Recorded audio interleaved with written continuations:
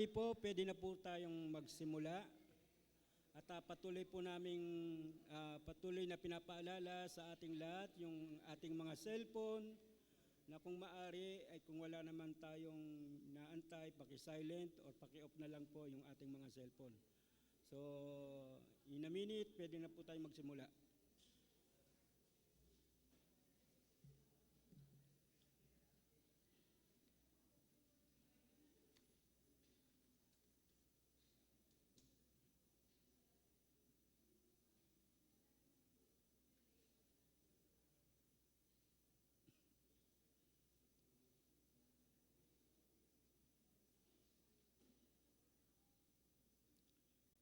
Good morning po uli. Magandang umaga sa ating lahat sa Panginoon. The Psalm declares, 47 verse 2, "How awesome is the Lord Most High, the great King over all the earth. Brother and sister, let us celebrate the greatness of our Almighty God as we gather this morning. Let us honor Him with our joy. Clap of praise to the Lord."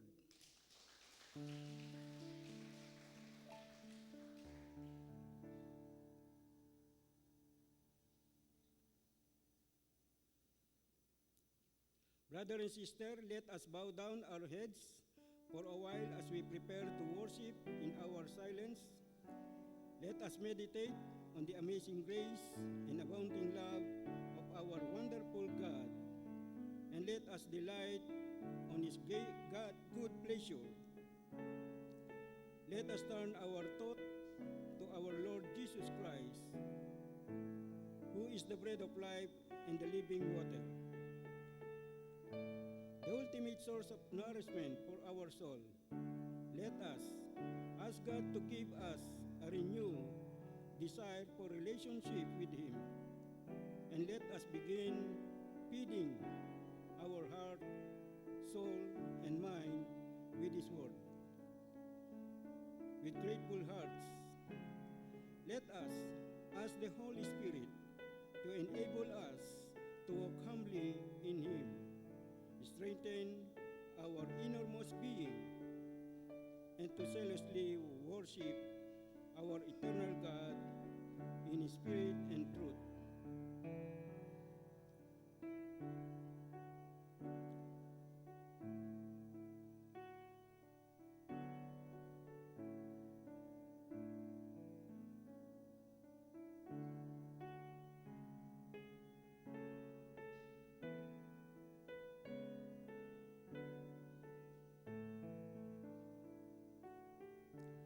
Brother and sister, this Sunday is the third Sunday of Advent, the Incarnation. We are now moving deeper in the seasons of Advent. Our step brings us closer to Bethlehem and the mystery in the manger. In the third Sunday, the Incarnation is our focal point. Jesus is truly Emmanuel, which means God with us. The prophecy candle, the second candle and the third candle are lighted.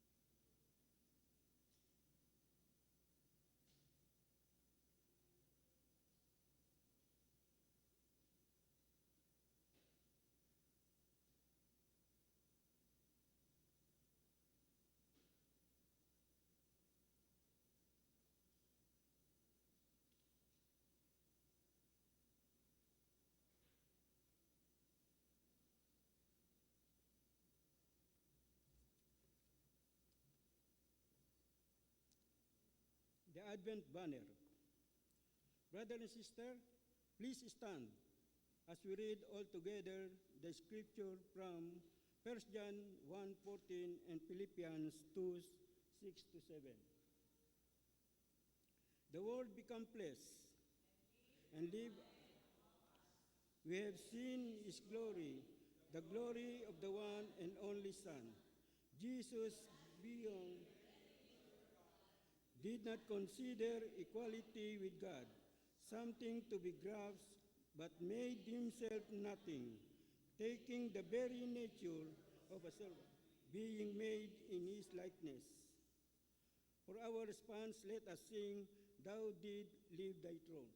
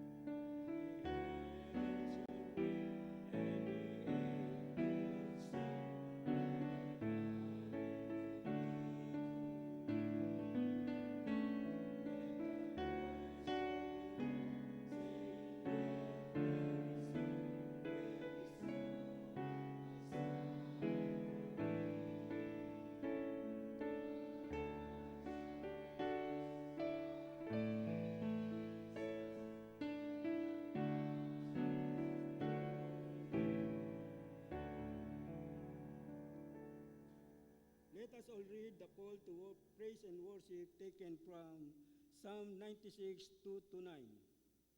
Sing to the Lord, praise his name, proclaim his salvation day after day. Declare his glory among the nations, his marvelous deeds among all peoples. For great is the Lord and most worthy of praise. He is to be feared above all gods. Splendor and majesty are before him. Strength and glory are in his sanctuary. Worship the Lord in the splendor of the holiness. Tremble before him, all the earth. For our response hymn, let us sing, To God be the glory.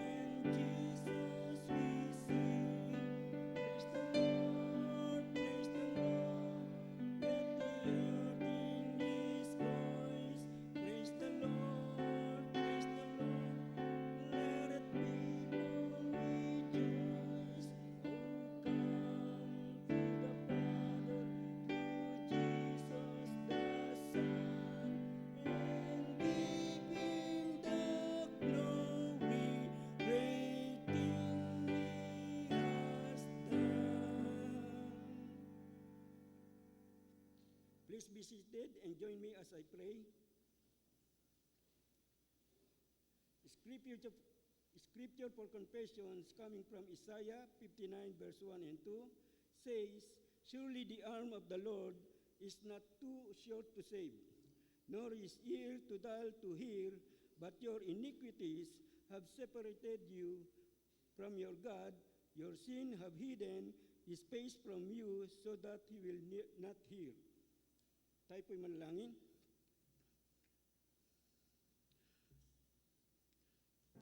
Our God, Father, and Heavenly Father, we come before you this morning to praise you and adore you.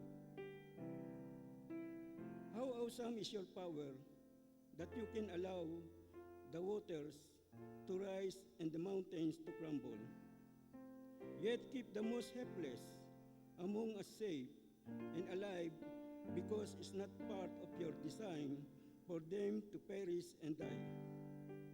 How great is your wisdom that you can lead us and guide us, close a door and open another, give us trials as well as blessings, and shepherd us all our lives until we are safe and finally home.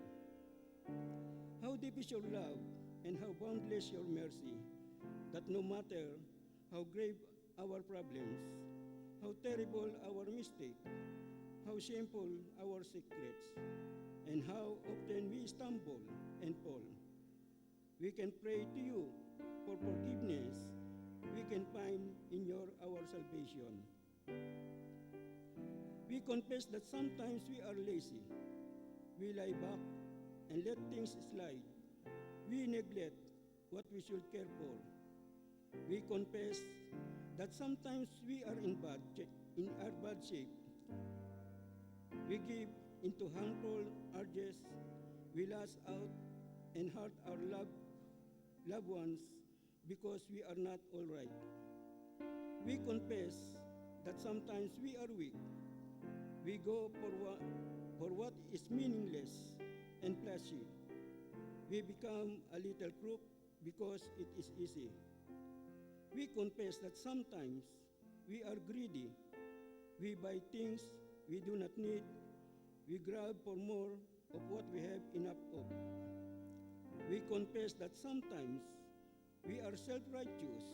We call others insensitive or uncaring. We deny that we are guilty of exactly that same fault. And we confess that sometimes we forget you. We wander around in the darkness. We do not seek and move towards you. Forgive us, dear Father, for our sins and our shortcomings. May your peace and loving presence occupy our hearts right now, throughout this day that you have made and always. In Jesus' name we pray. Amen. For our response, let us sing, "Search Me, O God."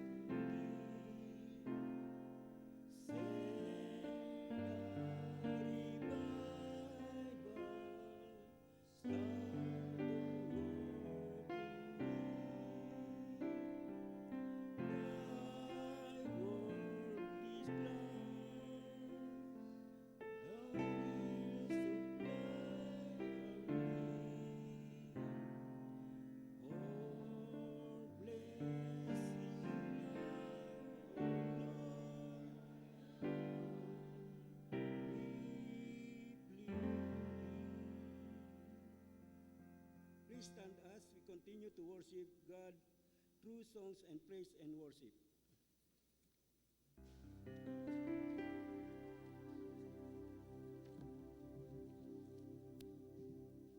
A blessed morning po sa ating lahat. Let us come together in worship and lift the name of our Lord and Jesus, our Alpha and Omega, the first and the last.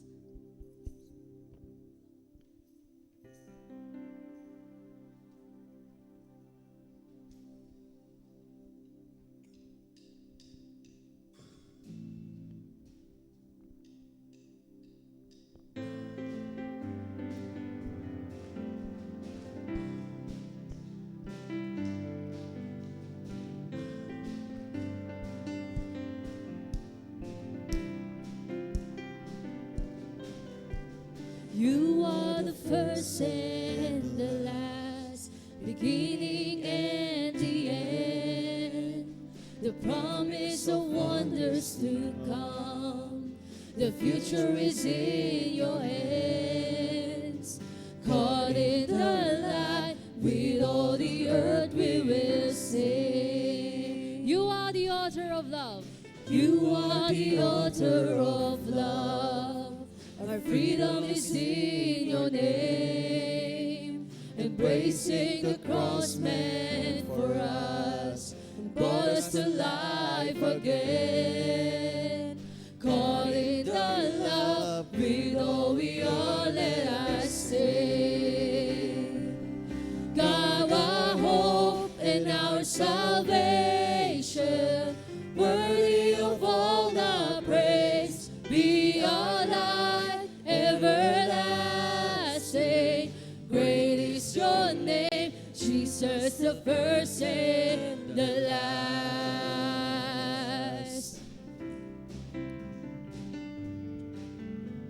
Show us the way of your love, lead us towards the truth. Stir up the fire in us to live out this life for you. Caught in your name, Jesus, forever we'll sing. God, our hope, God, our hope and our salvation, worthy of all the praise, be our light everlasting. Great is your name, Jesus, the first and the last. Every heart and every nation will hear the sound as your light breaks through darkness and your name rings out. Every distant horizon will meet us one, singing, holy is your name. We sing, holy is your name. God, our hope and our salvation, worthy of all the praise, be our light everlasting. Great is your name. God, our hope and our salvation, worthy of all the praise, be our light everlasting.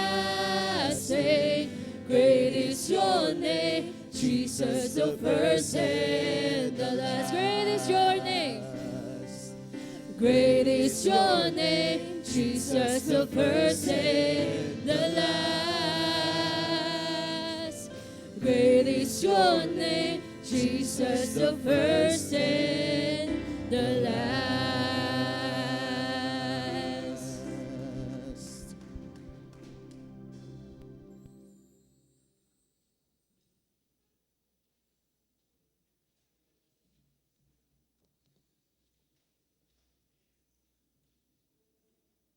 We attentively listen to the Word of God. Brother and sister, this morning we are privileged to have with us our beloved Reverend Ruhula Tandayo Marabor. We will deliver God's good news and inspiration from His Word to us. Pastor?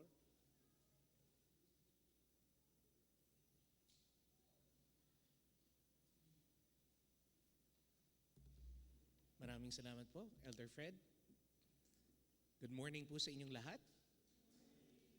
At muli po ako po ay nagpapasalamat sa muling pagpapaunlak po ninyo na ako po ay makabahagi ng inyo pong pananambahan ngayong umagang ito.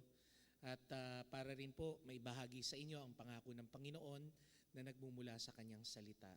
Sa pagkakataon po na ito ay dadako na po tayo sa huling bahagi ng atin pong sermon serye para po sa ikahuling bahagi rin po ng taon na ito na pinamagatang Harvesting for the Sake of the Kingdom. And for this specific Sunday, we will be focusing on our passage found in the book of Revelation, chapter 14, verse 14 up until verse 20. And our passage for today, our message for today rather, is entitled The Parusha, Hope for in the Harvesting at the Kingdom. But again, before we start, I would just like to invite each and every one of you to please rise. And join me as I read and give honor to the word of the Lord. Again, we will be reading in our passage found in the book of Revelations, chapter 14, verse 14 up until verse 20. It reads, I looked there before me was a white cloud, and seated on the cloud was one like a son of man, with a crown of gold on his head and a sharp sickle in his hand. Then another angel came out of the temple and called in a loud voice to him who was sitting in the cloud, take your sickle and reap, because the time to reap has come, for the harvest of the earth is ripe. So he who was seated on the cloud swung his sickle over the earth, and the earth was harvested. Another angel came out of the temple in heaven, and he too had a sharp sickle. Still, in a loud voice, to him who had the sharp sickle, take your sharp sickle and gather the clusters of grapes from the earth's vine, because its grapes are ripe. The angel swung his sickle on the earth, gathered its grapes, and threw them into the great winepress of God's wrath. They were trampled in the winepress outside the city, and blood flowed out of the press, rising as high as the horses' bridles, for the distance of 1,600 stadia. May the Lord bless the reading of His word. Please remain standing as we pray. Heavenly Father, again, we thank you for this time that you have given us to reminisce, dear Lord God, the promises that you have bestowed upon us in your word. Thank you, Lord, for your mercy and your grace, that as we also celebrate in anticipation of the birth of our Lord Jesus Christ in this third Advent, again, we are so grateful of your long-enduring love, mercy, and grace for us. May we, as we learn to your word today, be guided, dear Lord God, by your Holy Spirit. Enable us to continue to have this passion for the lost, to continue to strive for the harvest as we seek, dear Lord God, your Parusha, your second coming, with the hopes that we would be with you in glory, in power. In Christ's name we pray. Amen and amen. You may now be seated.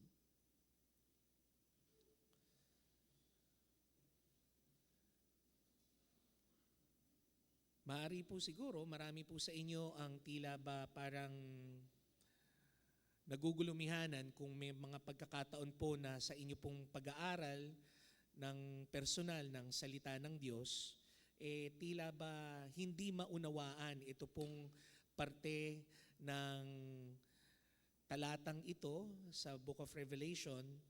Marami rin po sa inyo ang tila ba nagtatanong, napakarami kasing imagery na pinapakita ho dito. Kaya ang tanong, ano po ba ang ibig sabihin nitong mga bagay na ito na pinapakita sa atin ng salita ng Diyos. Sa pagkakataon ho na ito, atin pong pipilitin sa biyaya rin po ng Banal na Espiritu na intindihin ang mga bagay na ito at sa awa rin ng Panginoon, makuha natin kung ano nga ba talaga ang gusto niyang sabihin sa atin upang sa gayon magamit natin ito sa natakdang gawain natin sa anihan ng ating Panginoon. So just to give you a brief context about this passage, ito po ay isa sa mga pangitain na ibinigay ng Panginoon kay Juan. This is one of the apocalyptic visions that the Lord has given and bestowed to the Apostle John, the beloved. Ito po ay para bang nagsisilbing isang tulay. It bridges between the preceding events and the final outpouring of God's wrath. And in this vision, it includes, beginning from verse 1, the contrast of how the loyal followers of the Lamb will be greeted and will be gathered in contrast to those who have worshipped the beast. In this context, alam po natin na usually, pag sinabi po nating harvesting, reaping, it's a picture of something that is joyful.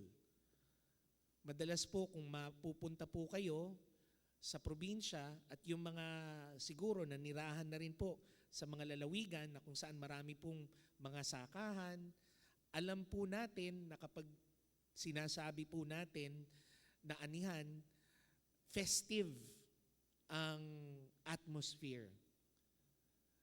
Mas lalo na nung siguro mapapansin ninyo sa bandang Quezon.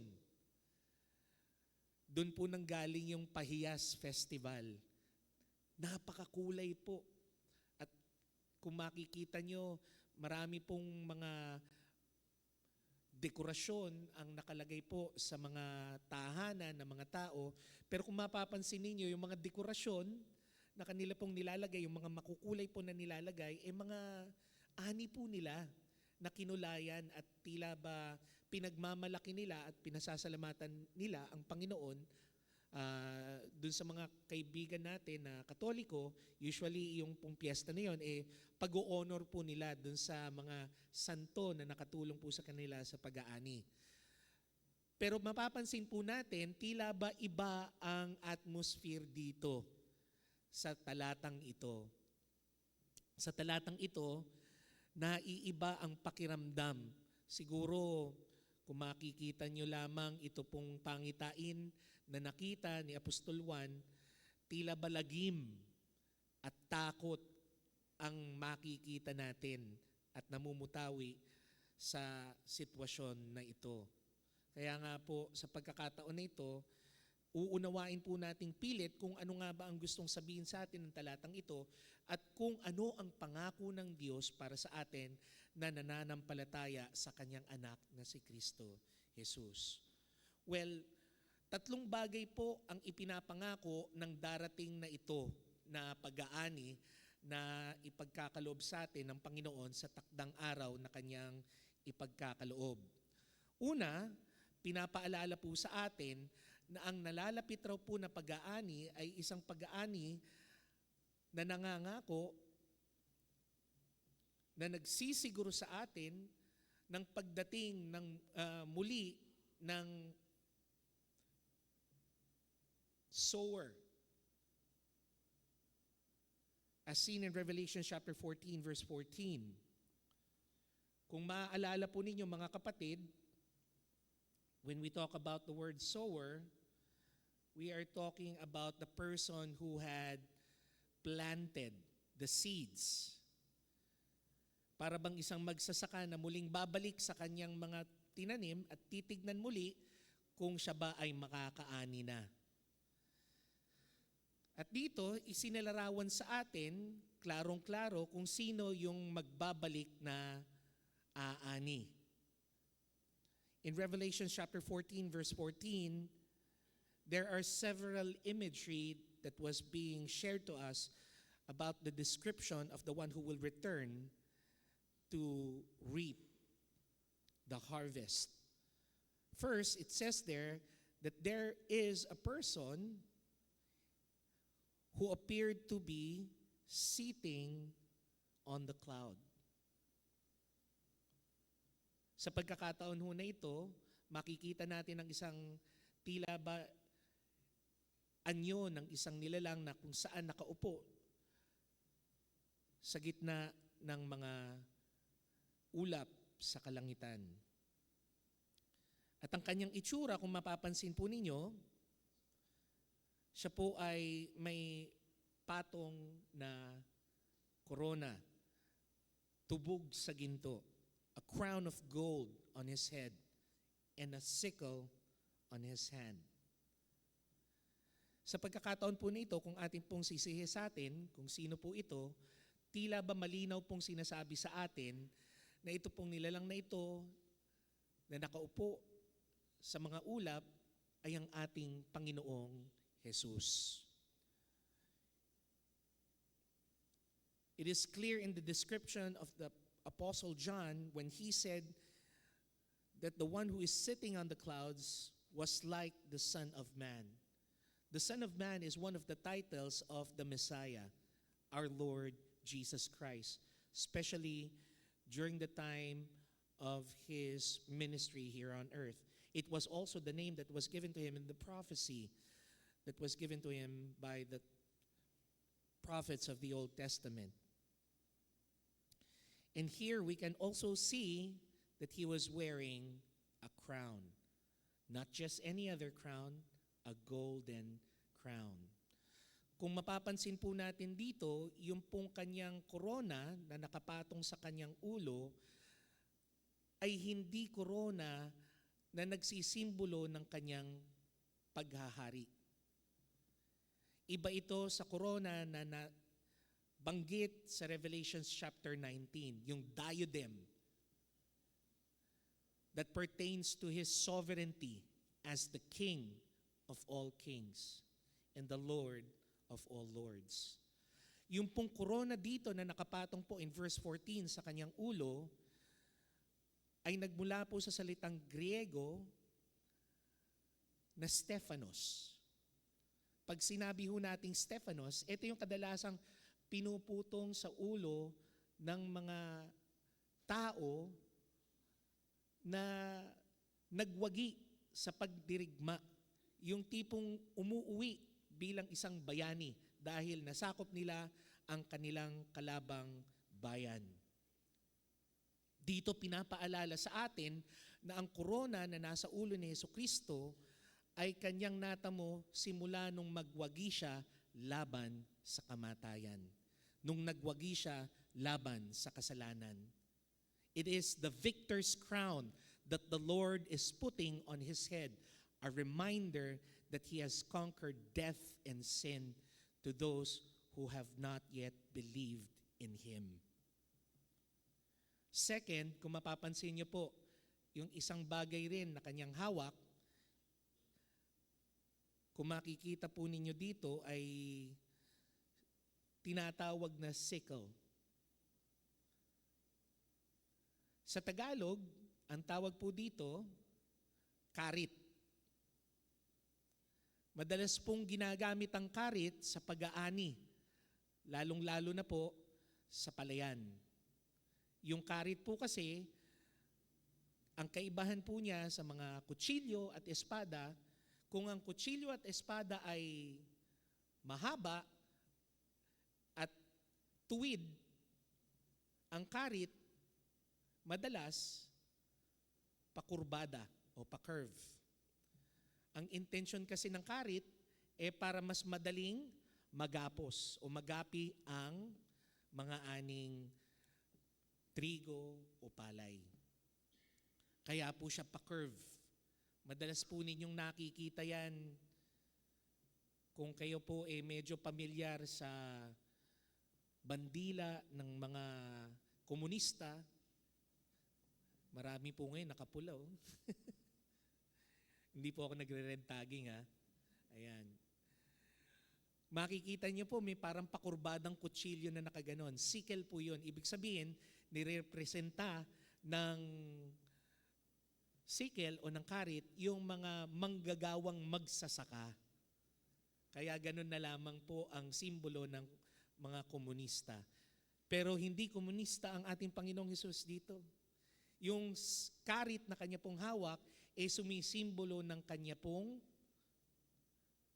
karapatan na mag-ani sa lahat ng kanyang tinanim. Kaya po dito mapapansin natin na tila ba nagbago ang role na ginampanan dito ng ating Panginoon. In His first coming, if you have looked in His ministry here on earth previously, ibang-iba po ang magiging katayuan niya dito sa panahon na ito. Kung mapapansin po ninyo, nung panahon po na siya ay unang dumating dito sa mundong ito, ginampanan po niya ang tungkulin ng isang lingkod. He came here on earth to serve.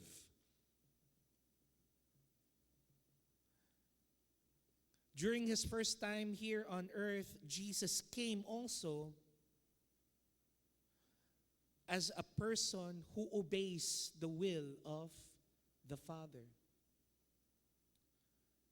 In His first time here in this earth, He came in peace.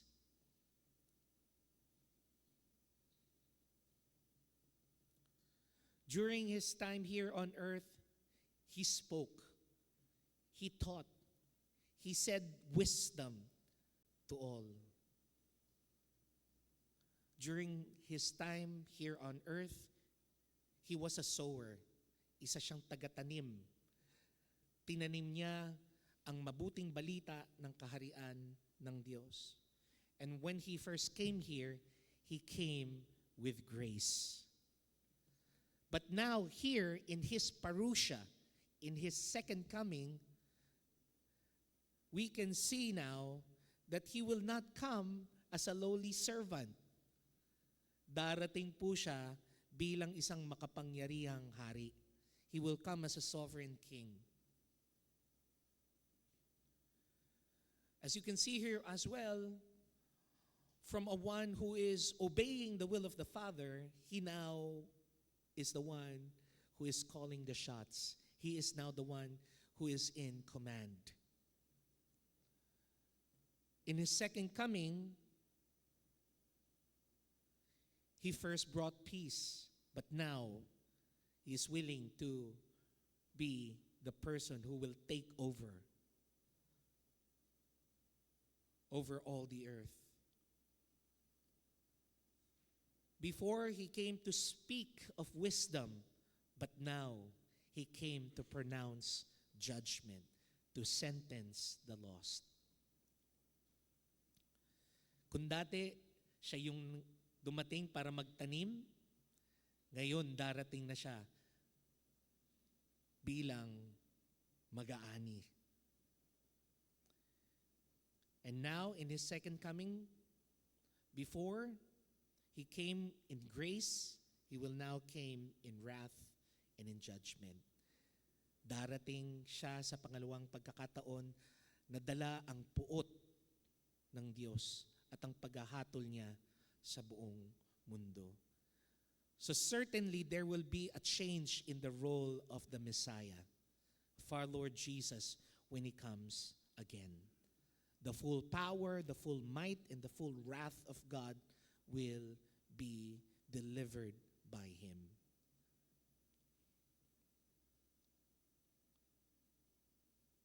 So you might say, Pastor, where's the hope there? Where is the hope there? Well, the hope lies up until the very end as we continue further. In Revelation chapter 14, verse 15 to 18, where we see that the harvest that will be led by our Lord Jesus assures the saints' cropping. pansinin po ninyo dito, no? In Revelations chapter 14, verse 15 to 16, meron po siyang mga kasama sa magaganap na pag-aani. It says there, then another angel came out of the temple and called in a loud voice to him who is sitting on the cloud, "Take your sickle and reap, because the time to reap has come, for the harvest is ripe." Marami pong nagtataka dito bakit ang isang anghel mag-uutos sa Panginoong Jesus na nalalapit na ang oras ng pag-aani at dapat na siyang mag-ani? Grabe, ano? Marami pong mga tao nagugulumihanan tuwing maririnig ito at mababasa itong talatang ito Madalas pong ginagamit rin ito ng ibang mga mga ibang tao na taliwas sa ating pananampalataya na maging si Kristo kahit na sa kanyang muling pagdarating ay hindi maiaatas sa kanya na siya ay Diyos, sapagkat inuutusan siya ng mga anghel na gawin ang kanyang pag-aani. Pero yun nga ba ang tumatakbo dito na bagay na nangyayari dito sa talatang ito? Pansinin po natin kung bakit inutusan o bakit sinabihan ng anghel ang Panginoong Hesus na kinakailangan ng mag-ani. Ano ba ang dahilan? Ang sabi raw niya kasi sa verse 15, "For the harvest of the earth is ripe." Hinog na raw sa pag-aani ang daigdig. Yung salita pong ripe na ginamit po dito ng anghel sa pangitain po ni Apostol Juan, hindi lang po basta-basta maituturing na hinog.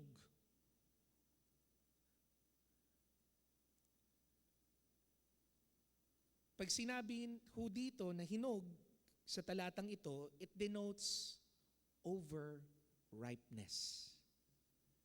To the point na malapit na ngang masira ang bunga. Doon po sa mga mahilig po na mag-bake, at lalong-lalo na doon sa mga kagaya ko na mahilig kumain ng mga binibake, madalas siguro, kasama sa mga listahan na gusto nyong i-bake at kainin, ay yung, kung tawagin natin banana cake. Tama ba?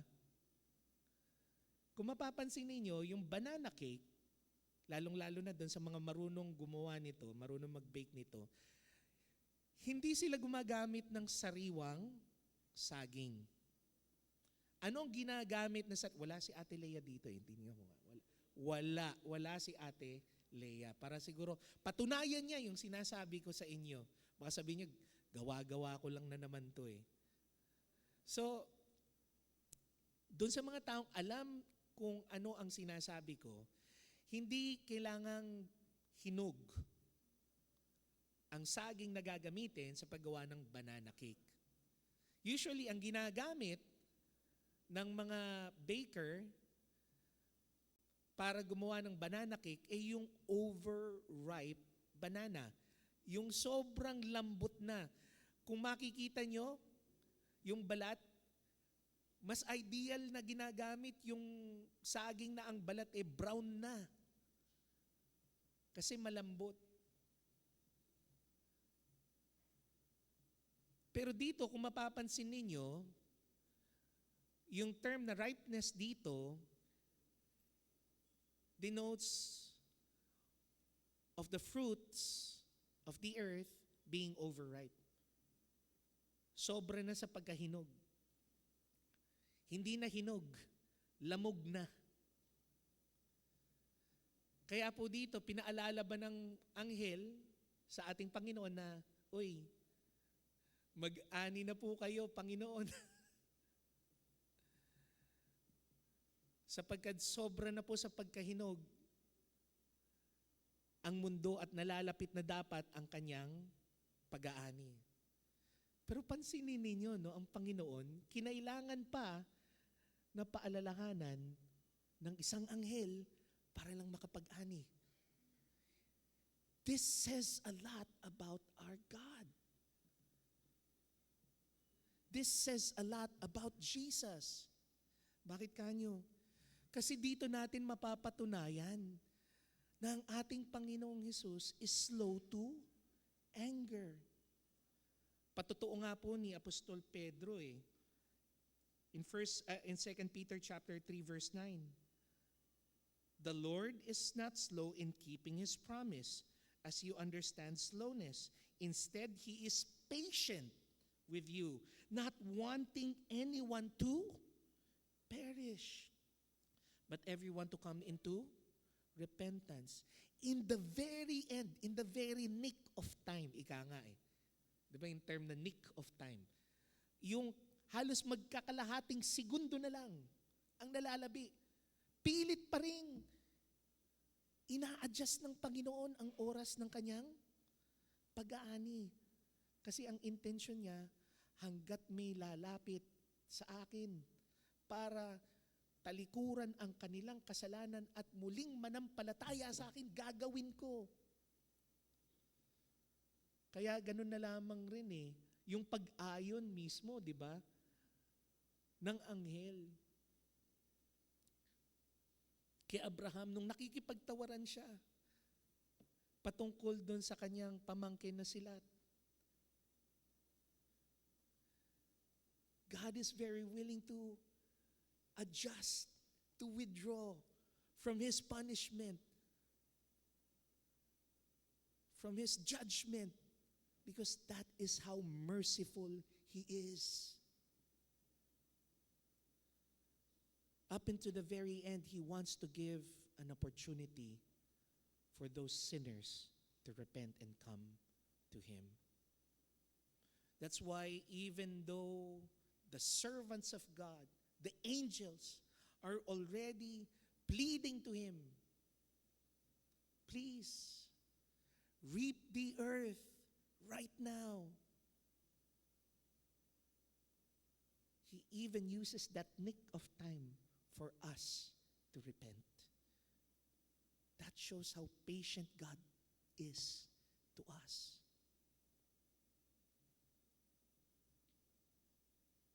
He is slow in anger, overwhelming in mercy and grace, that even in the last days, His mercy endures.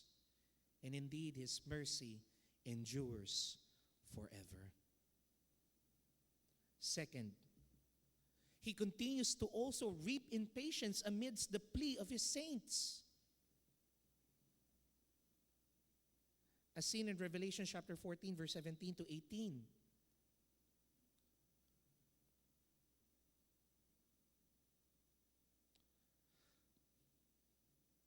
Dito mapapansin po ninyo mga kapatid, tila ba parang isang bagay na hindi natin maunawaan kung ano nga ba itong mga imagery na pinapakita sa atin dito. Kasi para bang hindi pa natatapos yung isa, meron na namang panibagong anghel ang sumulpot. Itong panibagong anghel na ito, nanggaling saan? In verse 18, it says there's still another angel who came charge of the fire, came from the altar. Meron na naman pong isang panibagong anghel ang dumating. At saan po nanggaling itong anghel na ito? Sa altar. At ano po ang kanyang responsibilidad? Ano ang kanyang kapangyarihan? He was charged of the fire. You might say, ang lalim naman ng pastor. Anong pakahulugan nun? Well, for one, kung mapapansin po ninyo, we know that in the last days, as Jesus Himself promised in Matthew chapter 24, verse 30 to 31,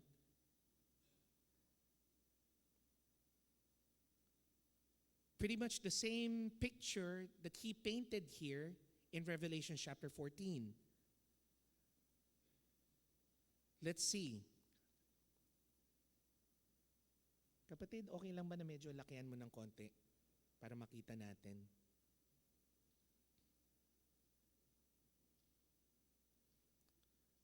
Same imagery is given in verse 30. It says there, then will appear the sign of the Son of Man in heaven. Again, it is Jesus who will be in heaven. And then all people on the earth will mourn when they see the Son of Man coming from the clouds of heaven. Again, same picture as in chapter 14, verse 14. With power and great glory. And here we can see that he will send his angels with loud trumpet calls, and they will gather his what? His elect. He will gather his elect from the four winds and from one end of the heavens to the other. Here we can see that the first people that the Lord will harvest and gather are what? The elect. Yung mga hinirang, yung mga pinili. And when we talk about the elect, those who were chosen, sino yon?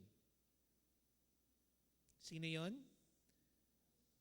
Kayo. Kayo lang. Yan ang madalas sasabihin sa atin. So kayo lang pala. O, di kayo na ang anak ng Diyos. Pero ang kagandahan kasi nun hindi natin hindi dahil sa sarili natin Yung pagiging hinirang natin dahil rin sa awa ng Diyos. We have been adopted in the family of God. That's why we are called to be chosen. We have been elected since the beginning of time. So these are the saints of God who will be the first to be reaped, to be cropped in this harvest. So how is it related to verse 18 of Revelation chapter 14? Well, it is connected. Dahil nauna na nga po tayo, anong sabi sa verse 8? Chapter 8, verse 3 to 5 ng Revelation. Here we can see the picture from which this angel comes from. Revelation chapter 8, verse 3 to 5. It reads, another angel who had a golden censer. Insenso, di ba kung makikita ninyo marami po sa inyo siguro, nakapunta na sa simbahang katoliko, meron kayong makikita ng insenso na madalas winawagayway ng mga sakristan habang dumadaan yung pari. Ito po yung censer. And came and stood at the altar. So alam na po natin kung sino po itong anghel na ito who is in charge of the fire. This is the angel who is the one who came from the altar and stood, which has the golden censer. So ano nga pong pakahulugan nun para sa atin? Well, he is the one who has been given much incense to offer, which is what? The incense, the fire, represents what? The prayers of all God's people. People from where? On the golden altar in front of the throne. The smoke of the incense, together with the prayers of God's people, went up before God from the angel's hand. So yung apoy pala na bitbit ng anghel kung saan siya in charge sa pagdala nun, ay mga panalangin pala ng mga anak ng Diyos. Pero magtataka kayo, ano kaya yung panalangin ng mga anak ng Diyos? Well, puntahan naman po natin yung Revelation chapter 6, verse 9 to 10, para maunawaan natin kung ano yung ipinapanalangin ng mga anak ng Diyos. Verse 9, it reads there, He opened the fifth seal. I saw under the altar the souls of those who had been slain because of the word of God and the testimony that they have maintained. Ito po yung mga mananampalataya na nagbuwis ng kanilang buhay, naglaan ng kanilang dugo para sa Panginoon. Mga naging martir para sa Ebanghelyo ni Kristo, para maikalat sa buong mundo. Ang mga kamanggagawa niya sa anihan. At ano ang kanilang panalangin? Ang panalangin nila ay ganire. They called out in a loud voice, How long, sovereign Lord, holy and true, until you judge the inhabitants of the earth and avenge our blood?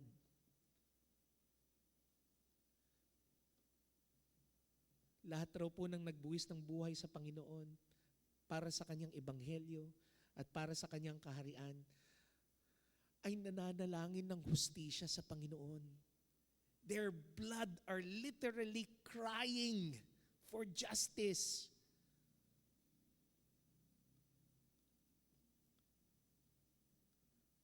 Kaya ganun na lamang rin ang pagkilos ng Panginoon. Though He is slow to anger, but He will never, ever play a deaf ear to the pleas of His people, to the pleas of His elect. Yung anghel kaya pang isang tabi. Pero sa segundo na nananalangin ang mga anak ng Diyos at humihingi ng hustisya para sa Kanya, tiyak pakikinggan niya. But still, He shows patience. That is how good and gracious our God is. And lastly, the coming harvest assures us of His judgment towards the sinners and how He will crush them in that final day.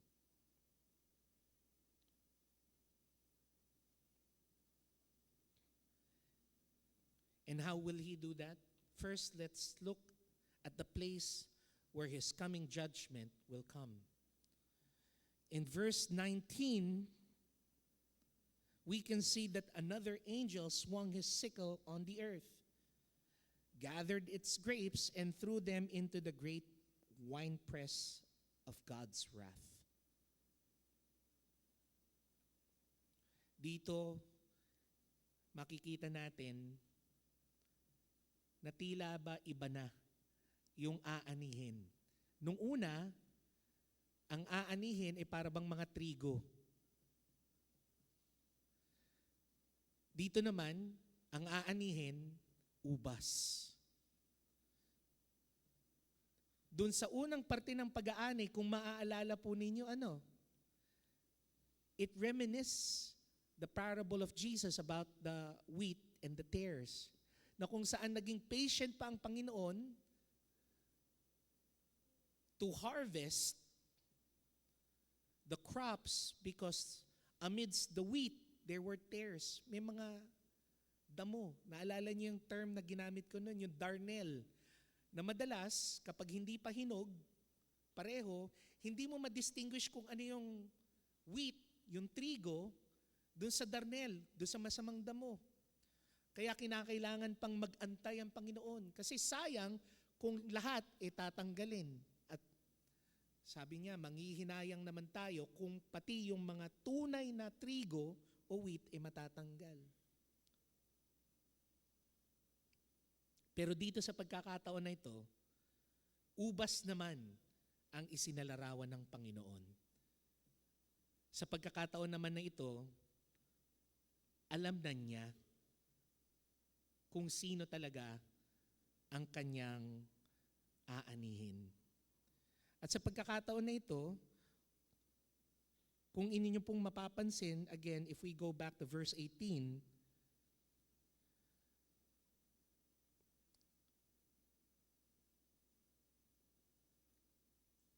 yung anghel ang nagsabi sa ating Panginoon muli at binanggit sa kanya, "Take your sharp sickle and gather the clusters of grapes from the earth's vine, because its grapes are ripe." Kung makikita niyo po dito, in verse 18, iba po yung lengguwahe sa salitang Griego na ginamit po dito to emphasize ripeness.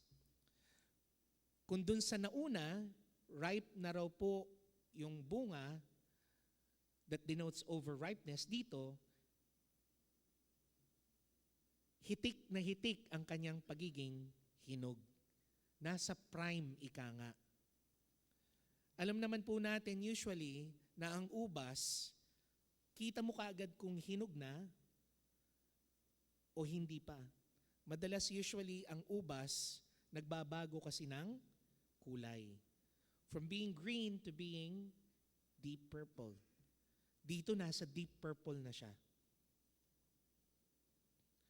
At sabi raw nung anghel sa Panginoon, it is ripe for the picking.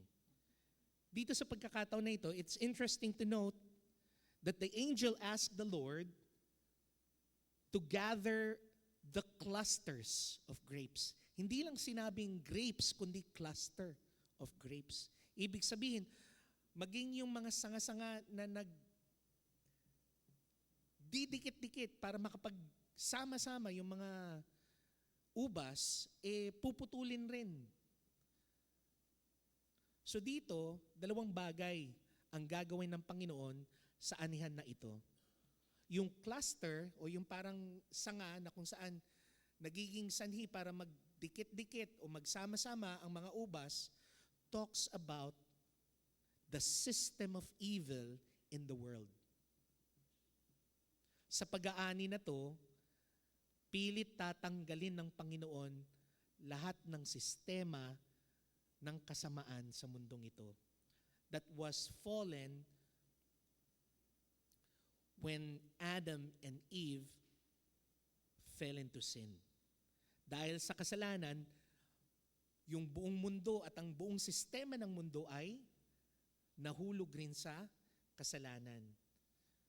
At ganun rin, kung makikita rin ninyo, yung ubas ay sumisimbolo sa mga taong hitik na sa bunga, hinog na para sa paghuhukom ng Diyos. They're stout up with their pride. They continue to reject Christ. That's why here, God promised that in this time, He will remove all the effects of sin in the world, which includes the system of evil, corruption, greed, cruelty. And here He will also reap the fruits of the evil system of this earth. The people who continue to live in their pride and reject Christ as Lord. And they will be put into what? They will be put into a great winepress of the wrath of God. Ano po yung winepress? Doon po sa mga siguro nakakapanood ng mga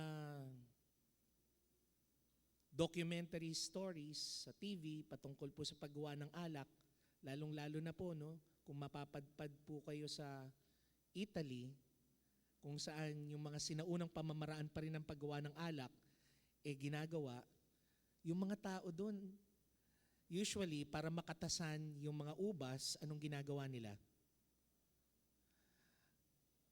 Iipunin nilang lahat ng mga ubas sa isang lalagyanan. Parang isang malaking drum. Yung iba nga pa nga parang halos kasing laki ng kiddie pool. Pagkatapos, ang gagawin nila, aapakan nila. Hanggang sa madurog ang mga ubas at kumatas. Yun yung, doon nang gagaling. Doon sa mga katas na yun, doon nang gagaling yung alak. So dito, makikita po natin na hinalintulad ng Panginoon ang nalalapit niyang paghuhukom sa mundo at sa mga taong makasalanan. Na patuloy pa ring tatanggi sa ating Panginoon. Ang sabi raw dito, ilalagay sila sa isang lalagyanan kung saan sila ay aapakan. May nabanggit dito sa verse 20, sabi raw, they will be trampled in the winepress outside the city. Sa labas raw po ng syudad.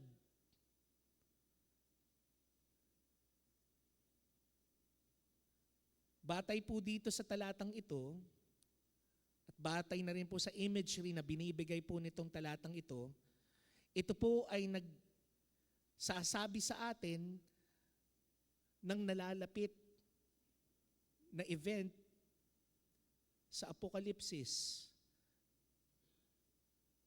Kung maaalala po ninyo, siguro yung pelikulang Armageddon ni Bruce Willis, hindi po siya katulad nung Armageddon na sinasabi dito sa talatang ito o pinapahiwatig ng talatang ito. Kasi yung Armageddon, yun yung lugar na kung saan maglalaban ang puwersa ng kabutihan at kasamaan. Ang puwersa ng mga bayan laban sa ating Diyos. At sinisigurado ng Panginoon, dahil na rin sa kanyang nakapatong na korona, yung Stephanos niya, the victor's crown, he will be victorious in this battle. He will win victorious very decisively to the point that there will be an overflowing of blood. Hinalintulad, di ba? Doon sa pangitain ni Juan dito, nadadanak ang dugo gaya ng pagdanak ng katas ng ubas mula sa apakan. Hinalintulad niya ito na kasing taas ng mga upuan sa kabayo. Alam niyo yung bridle? Kung saan nakakagat yung mga kabayo doon sa kanilang panali hanggang doon sa bandang upuan, ganun raw po kataas. Maaaring nung sabihin, pastor, parang baba lang pala. Baha dito sa Pilipinas, lagpas kabayo pa eh. Pero hindi tubig yung pinag-uusapan natin dito eh. Hindi baha ng tubig kundi baha ng dugo. At ganun rin, sinabi rin dito, na ang distansya raw ng dadanak na dugo ay, aabot ng 1,600 stadia. Kung ipagkukumpara natin ito sa milya, humigit kumulang 200 miles radius ang haba ng pagdanak ng dugo. So for that to happen, kinumpute ko rin based sa computation, para mangyari raw to, it would at least be the cost of the lives of almost 300 million people. Ganong karami. Ganong karaming tao ang mapaparusahan ng Diyos. Ganong karami ang dugo ng mga taong dadanak sa kanyang paghuhukom. And all because these people, even in the time where the Lord was patient to them, long-suffering with them,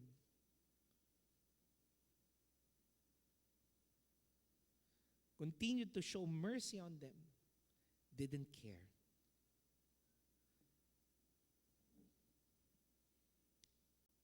So as we conclude our message for today, nakakalungkot pong isipin that there will be people in the end times who will continue to reject Christ. And how many would there be people who will reject Him? Nakakalungkot po no?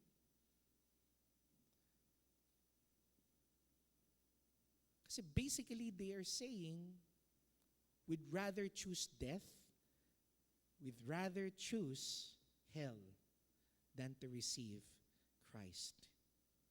Kasi basically, salvation is being described like this This is Jesus. This is hell. It takes for you to have much hatred with Jesus, to reject Him. Kasi bago ka na nga dumaan sa hell, kinakailangan i-reject mo si Jesus for you to experience hell. But still, people in this day and age continue to have hatred on Him, to reject Him.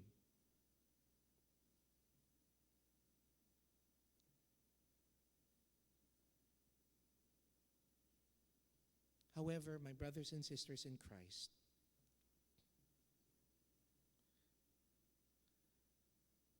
His coming harvest, though He comes now not just to bring peace, but to bring judgment, still offers to us hope in this time of mercy. It calls us hope.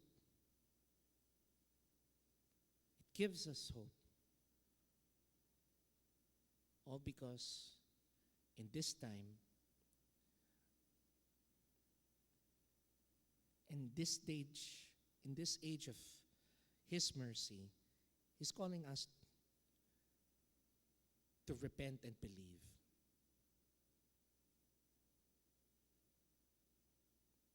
That's why we encourage every believer, especially you who are here right now, when you share the gospel, don't share Jesus as if He is just a problem fixer. Madalas maraming ganun In order for us to make the gospel sweeter, attractive to people, we tend to showcase Jesus. We tend to sell Jesus as if He is a person who fixes everything in our lives. Ang testimony natin, si Jesus, inayos niya yung relasyon ko sa asawa ko. Si Jesus, tinulungan niya ako na makabangon sa pagkalugi. Naiahon ko ulit ang negosyo ko. Si Jesus, pinagaling ako sa karamdaman ko. Huwag niyo pong masamayin, mga kapatid. Kasi yung mga bagay na yan, kalakip ng ating relasyon sa Panginoon. Pero huwag nating ibenta si Jesus sa ganung pamamaraan. Kasi pag ginawa natin yun, we're actually peddling the prosperity gospel. Even though unintentionally, but still, when we neglect to tell them that you need Jesus because you are certainly bound to hell you are certainly bound to judgment. You're certainly bound to damnation. Then definitely we are not being true to those people. We need to be graphic to show them that there is that need for Jesus as the Savior.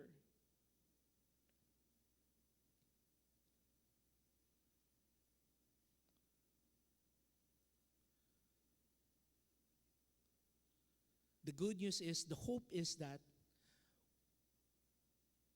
when we call to those people to repent and believe, especially in this time and age where mercy is still bestowed upon people, we are reminded that today, even though Jesus has not yet come to be the judge, He is now still here to be your Savior. Come to Jesus. Hear His call, heed His call, to believe in Him and to repent from our sins.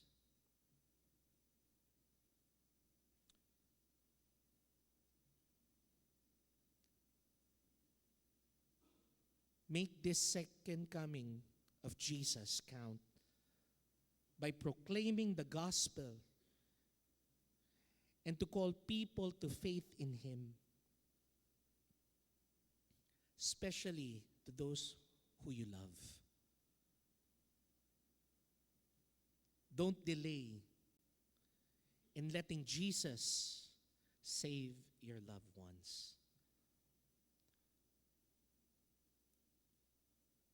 Hope number 2.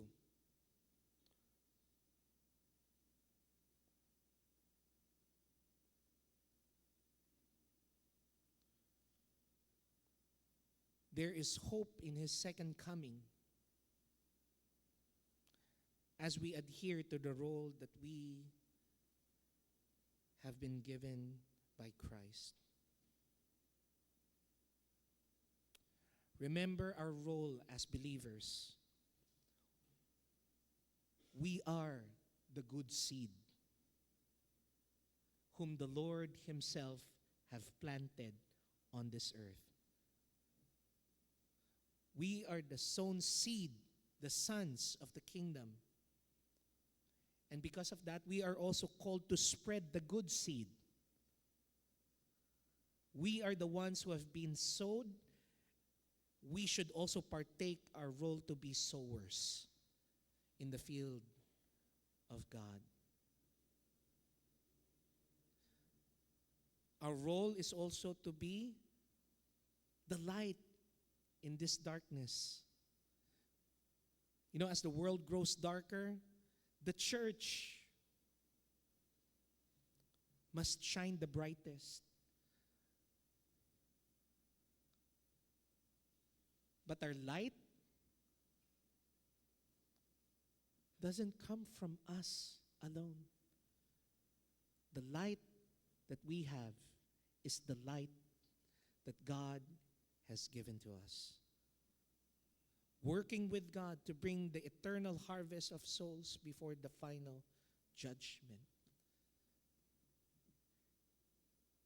And as we continue to be bearers of this role, we are called to live differently.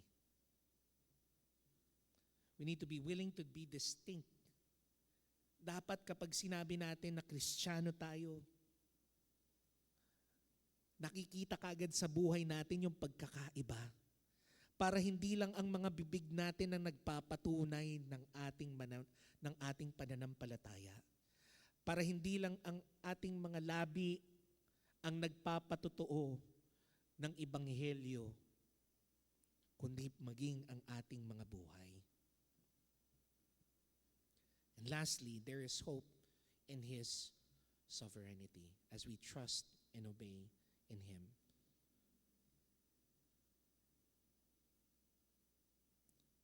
We can trust and obey Him because God is in control. Dahil alam natin na kontrolado ng Panginoon ng lahat. maging yung pinakahuling tawag ng pag-aani, pilit pa rin niyang iwini-withdraw hanggat maaari para mapagbigyan lamang ang mga tao na muling makalapit sa Kanya sa pagsisisi. Gagawin niya. Kaya alam natin na pwede natin siyang pagkatiwalaan. Pwede natin siyang sampalatayanan at pwede natin siyang sundin ng buong puso. Sapagkat alam natin na ang lahat ng Kanyang layunin ay para sa ating ikabubuti. And aside from that, we know that justice will prevail. Just as the saints were calling for justice, and how God will hear their cry, He will hear our cries. If the world has wronged us, be sure that judgment will come to the world. And they will pay on how they have wronged us. Lahat ng kamaliang kanilang ginagawa laban sa mga anak ng Diyos ay pananagutan nila sa harapan ni Kristo. Kaya sa panahon natin ngayon, as we await and as we have this atmosphere of waiting in this third Advent, we too await of His second coming, awaiting to see Him wearing the victor's crown.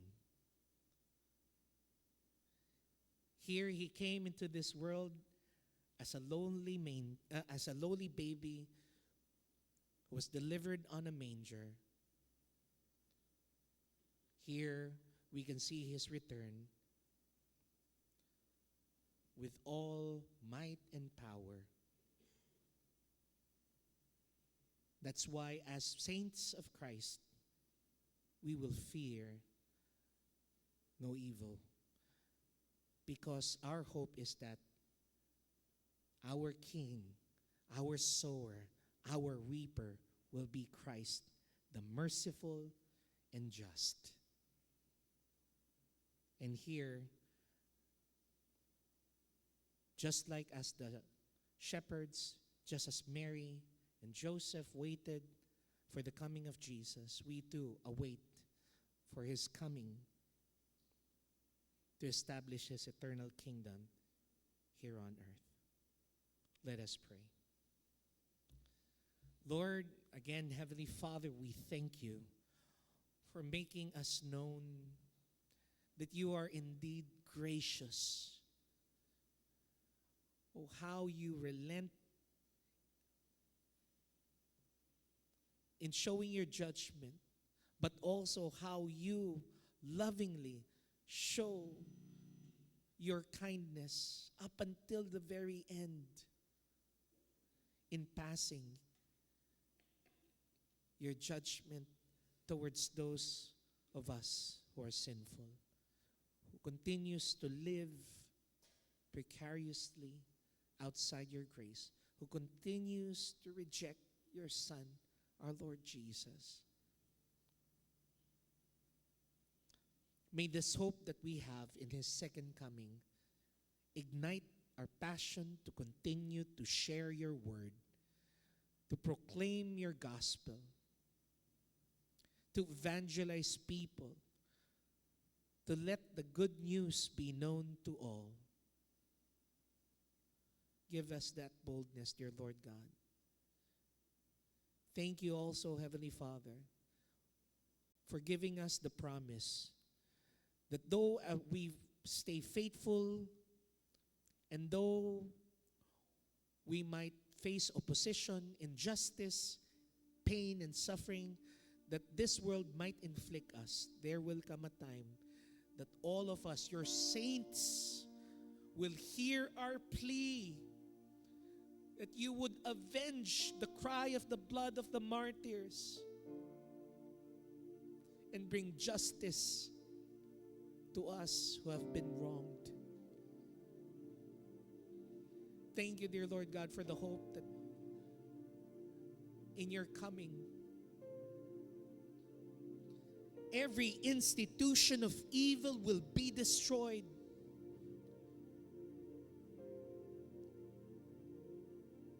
corruption.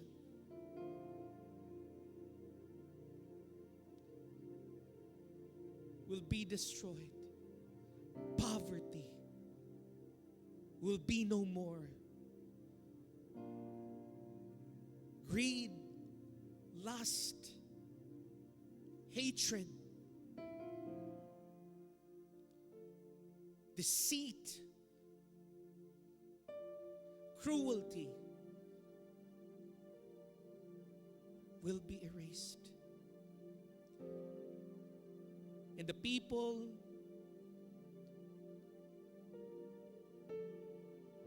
who grew and been ripened by these institutions of evil will also be crushed. We thank you for that hope that we have in you, Lord. May this hope that we have continue to burn in our hearts, to continue to fulfill your commandment to us, to be bearers of your good news, to plant the good seed of the gospel, and to be a part of the harvest of souls who will come to Christ. All of this we pray in Jesus' name. Amen and amen.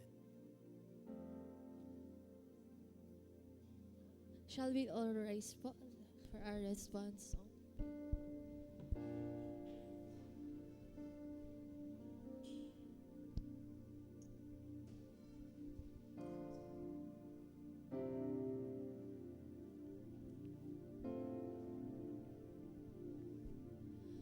Thousand generations falling down in worship to sing the song of ages to the Lamb,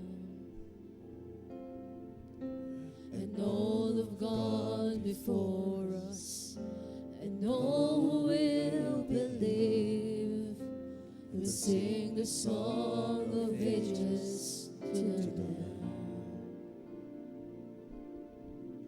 Your name is the highest, your name is the greatest, your name stands above them all. All thrones and dominions, all powers and positions, your name stands above them all. And the angels cry, holy, all creation cries, holy, you are lifted high, holy, holy forever.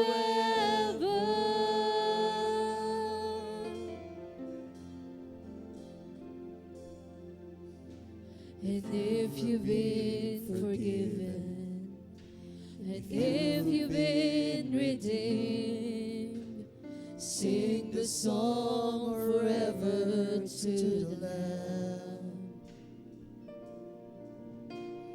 If you walk in freedom, if you bear His name, sing the song forever to the Lamb. We sing the song forever and amen. And the angels cry, holy, all creation cries, holy, you are lifted high, holy, holy forever. He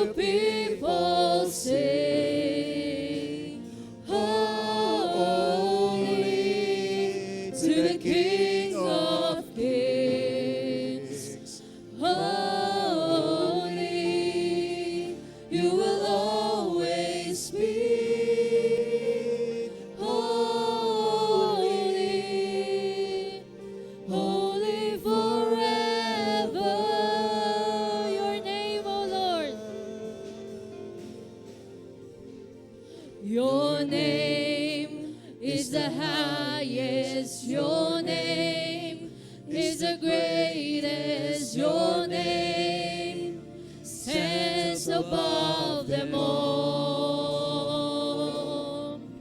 All thrones and dominions, all powers and positions, your name stands above them all. Your name, O Lord, your name is the highest. Your name is the greatest. Your name stands above them all. All power, all thrones and dominions, all powers and positions, your name stands above them all.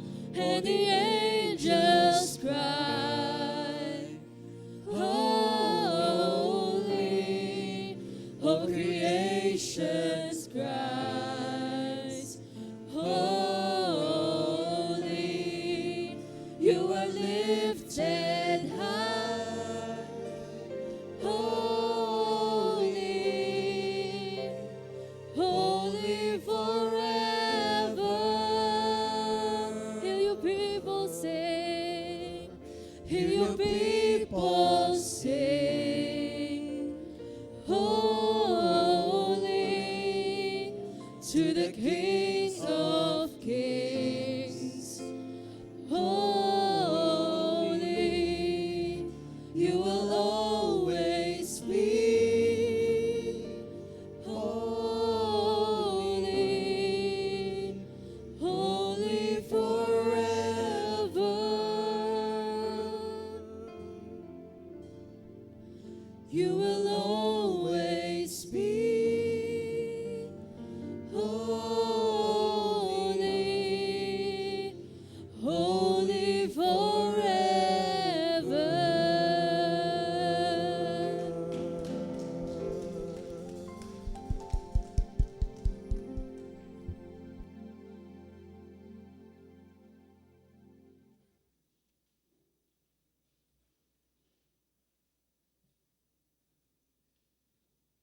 We have come to the one of the most important part of our worship, that of bringing our sacrifice of praise to the throne of God's grace. Our generosity may not be recognized by anyone rather than God, yet our generosity displays confidence in God's loving and faithful provision. That there is truth in Proverbs 11:25 says, "A generous person will prosper, whoever repress other will be repressed."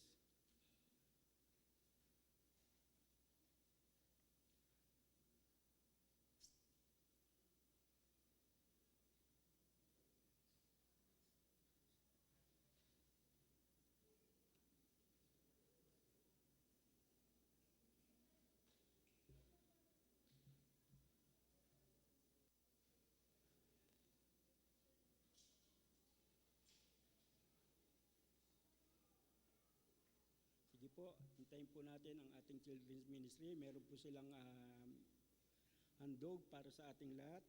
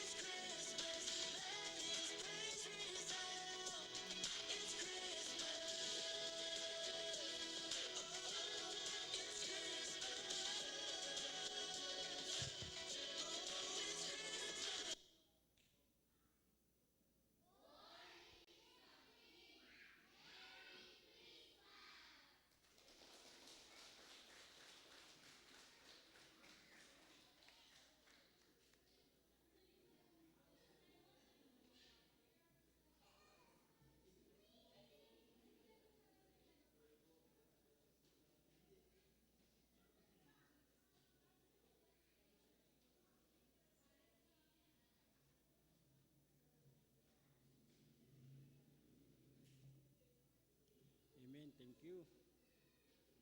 Tayo po'y manalangin. Ama namin Diyos, kami po'y muli nagpapasalamat sa iyong kabutihan sa aming buhay. Salamat na naging bahagi kami ng iyong kaharian, ng kasaganaan.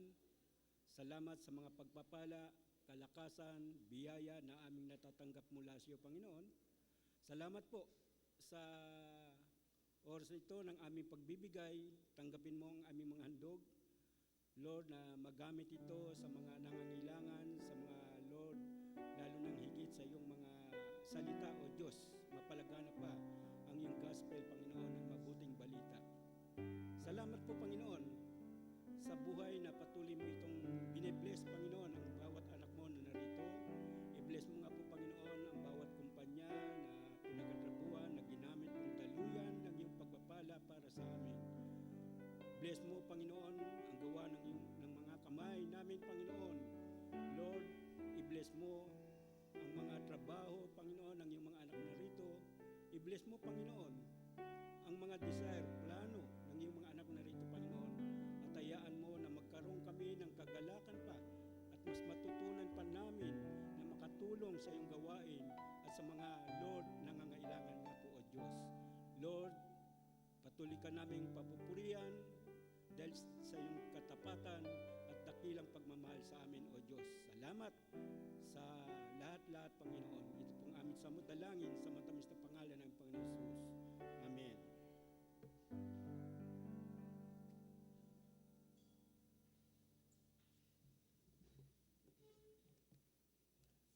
Tayo tumayo at ikatay natin, doxology.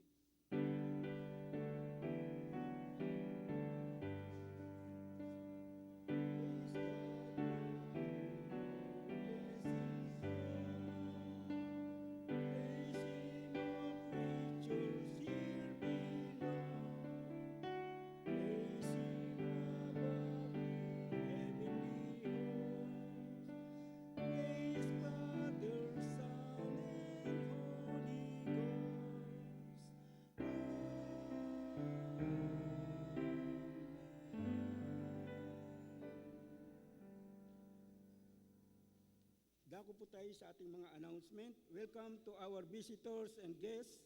Join us again next Sunday and Sundays thereafter for our worship services.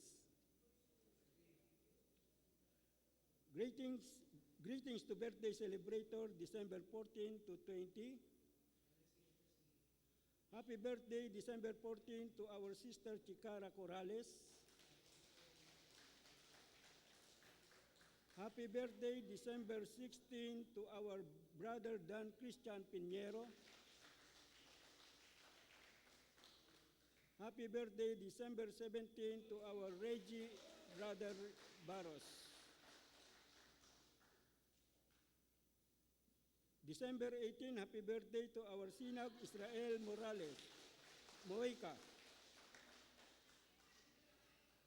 Happy birthday po, pagpalain kayong lahat ng ating Panginoon. Greetings to wedding anniversary celebrators, December 15 to our brother Alvin and sister Regeline Gaet.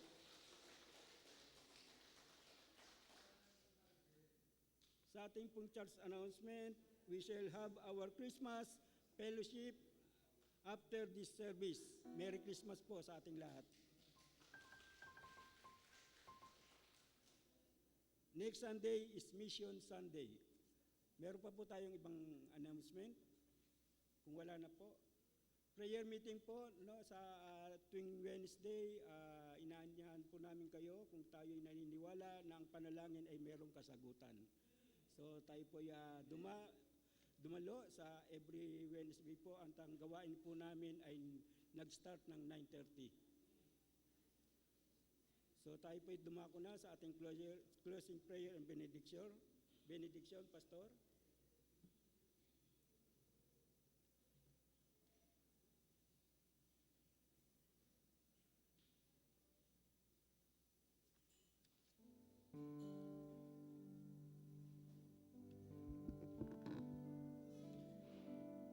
Tayo po'y manalangin. Banal Ama, muli po kami nagpapasalamat sa paalala na nagmumula, Panginoon, sa inyong salita na kami po, Panginoon, ay makakaasa ng muli po ninyong pagdarating isang bagay, Panginoon, na amin pong katakutan. Kami po, Panginoon, na mga mananampalataya ni Kristo Jesus ay nakasisigurado na, Panginoon, ng aming kaligtasan. Kung kaya't dalangin namin, Panginoon, na ang inyo pong nalalapit na paghuhukom ay maging dahilan nawa, Panginoon, para lalo po kaming magpursige na may ipakaalat ang inyong mabuting balita sa mga taong hindi pa nakakakilala sa Kanya. Naway, bigyan niyo po kami ng kalakasan, Panginoon, na kahit man sila'y tumanggi, na kahit man, Panginoon, gawan kami ng kasamaan, alam po ninyo, Panginoon, na hindi panghabang buhay ang aming mararanasan. Darating ang Panginoon na sa iyong paghahatol, mabibigyan kami rin ng hustisya. Kaya, Panginoon, naway mas lalo kaming magpursige, na naway sa mga panahon na ito na nalalapit na ang iyong muling pagdating, naway tulungan niyo po kami, Panginoon, na lingapin ang ani. Panginoon, itinataas rin po namin ang mga kapatiran naming nagdiriwang ng kanilang kaarawan sa panahon na ito. Si kapatid na Chikarak Corrales, si kapatid na Dan Christian Piñero, si kapatid na Reggie Barrios, si kapatid na Sinag Israel Mojica. Naway, Panginoon, sa kanila pong pagdiriwang ng kanilang kaarawan nitong darating na linggong ito, naway ipagkaloob niyo po sa kanila ang mga hangarin ng kanilang mga puso. Batay po sa inyong mabuting kalooban. At naway madagdagan pa po, Panginoon, na mahahabang taon ang kanilang mga buhay na magugugol po nila para magamit sa inyong ubasan. Gayon rin, itinataas rin po namin ang kapatid po namin na nagdiriwang ng kanila pong anibersaryo ng kasal, si kapatid na Alvin at Regeline Daet. Dalangin po namin, O Diyos, na sa kanila pong pagsasama, dalangin po namin na patuloy pa pong lumago at umusbong ang kanilang pong pagmamahalan at pagrespeto sa bawat isa. Naway sa kanila pong relasyon, maitaas po si Kristo sa pamamagitan po ng patuloy na pagsunod at pagpapasakop, Panginoon, ni kapatid na Regeline. At gayon rin, sa patuloy na pagmamahal ng buong puso, ng buong buhay ni kapatid na Alvin. Dalangin po namin, O Diyos, na maging ehemplo nawa sila, Panginoon, ng pag-iibigan na naaayon po sa inyong kalooban. Panginoon, itinataas rin po namin ang aming pong mga ministeryo na nalalapit, ang aming pong Mission Sundays at ang aming pong prayer time na inilalaan po namin, linggo-linggo, Panginoon, kayo po nawa ang siyang maglingap nito, patuloy na gumabay sa amin. Gayon rin, Panginoon, itinataas rin po namin ang aming pong pagdiriwang ng Kapaskuhan pagkatapos po ng aming pong worship service. Naway sa aming pong pagdiriwang, Panginoon, kayo po ang maluwalhati, kayo po ang maitaas. At maalala po nawa namin, Panginoon, ang kabutihang loob ni Kristo Jesus na mas piniling talikuran ng langit at yakapin ang pagkatao, Panginoon, upang maging katubusan namin mula sa aming kasalanan. Salamat, Panginoon. Ito po ang aming samot dalangin sa ngalan ni Kristo Jesus, aming Panginoon na tagapagligtas. Amen at amen. Mga kapatid, tanggapin po ninyo ang pagpapala ng Panginoon. The Lord bless you and keep you. The Lord make His face shine upon you and be gracious unto you. The Lord lift up His countenance upon you and give you His everlasting peace.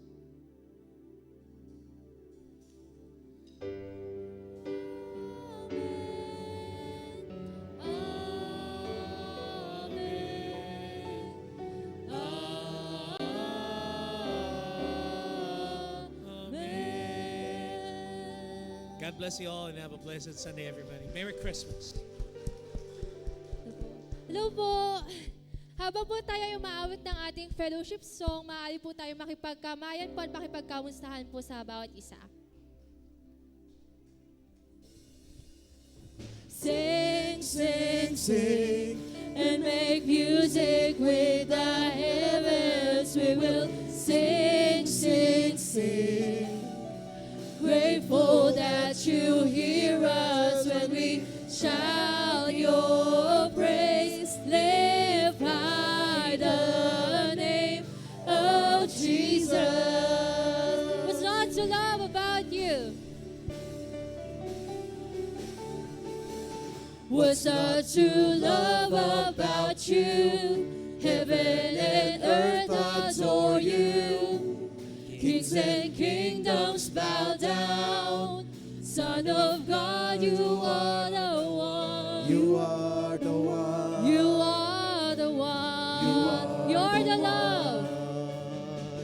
You are the love that frees us.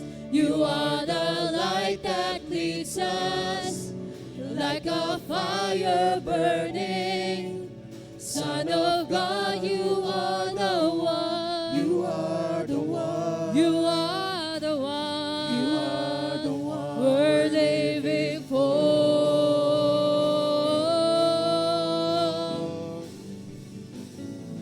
We will sing, sing, sing, and make music with the heavens. We will sing, sing, sing. Grateful that you hear us when we shout your praise. Lift high the name of Jesus. You are the love that frees us. You are the love that frees us. You are the light that leads us. Like a fire burning. Son of God, you are the one. You are the one. You are the one. You are the one. We're living for.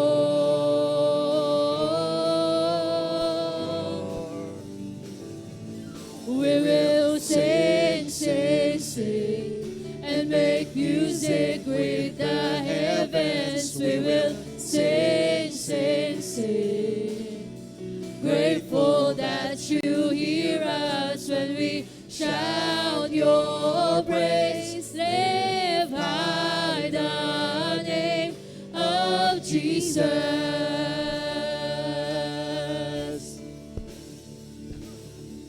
We will sing, sing, sing, and make music with the heavens. We will sing, sing, sing. Grateful that you hear us when we shout your praise. Lift high the name of Jesus.